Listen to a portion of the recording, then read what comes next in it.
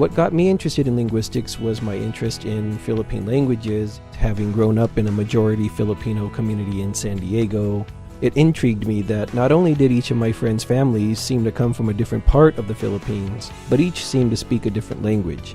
The reason why I chose UH Manoa is because, given my interests, there's really nobody in the world who would have been more appropriate for me to study under than my advisor, Dr. Robert Bluss. Besides the fact that UH Manoa is one of only 2 or 3 universities in the world which are extremely noteworthy for their emphasis on Austronesian languages and language documentation. What I'm studying is basically the relationships between the approximately 250 languages that I've worked on in the Philippines, Malaysia, Indonesia, and Brunei, some of which have as few as 5 or 10 speakers remaining. What I hope to accomplish with my studies is to document as many of these languages as possible so that information on these languages that I like so much will be available to anyone and everyone with an interest in them.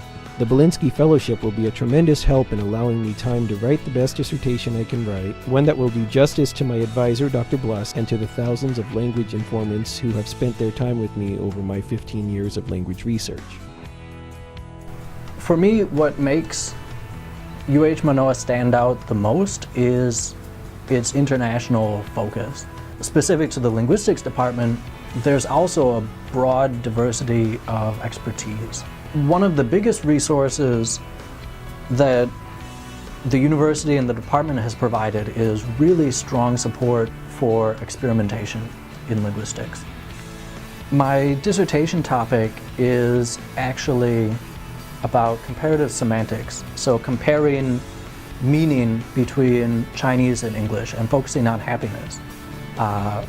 Essentially, my question is, what is happiness according to American English speakers and Chinese speakers? My first goal is to teach and do research in my field of linguistics. Receiving the Bilinski Fellowship has really had a majorly positive impact on my progress in finishing the dissertation. Since the fellowship started, I've actually been writing my dissertation every day for a month straight so far. So I originally got interested in second language studies through a rather circuitous process. I started out in life as a biologist, actually, who found himself teaching English in China, a long story. But while in China, I found that I really enjoyed teaching English, teaching language. And I also got interested in how people learn language and also how people evaluate or measure language. I chose to come to UH Manoa simply because I think we have one of the best second language studies programs anywhere, really. I mean, the program itself is just outstanding in a lot of different ways. So what I'm studying is how raters in a speaking test make a decision.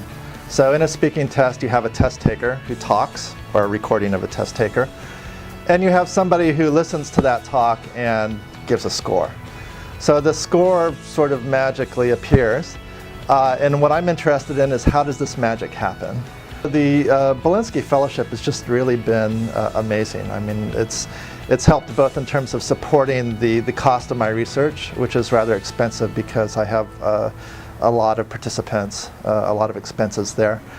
But even more importantly, I would say what the fellowship does is it provides time. So I think what the fellowship does is it allows me to complete the dissertation both in a more timely manner and hopefully a better manner, a higher quality manner. What got me interested in second language studies, I would say, would initially be my time teaching language in Asia, in Korea, teaching English in Korea. That was a very interesting period. I think more so, though, during that time I met my wife. She was Korean, and so I've had this intercultural relationship for the better part of my life now, and that's quite an interesting situation to be in, frankly. I chose to come to UH for a very simple reason. It was the strength of the Second Language Studies department. It had been recommended to me by my master's advisor. It had a very good reputation in the field. There were a number of individuals there that were very well known, top scholars in their field. That's more or less it. I enjoyed surfing for many years.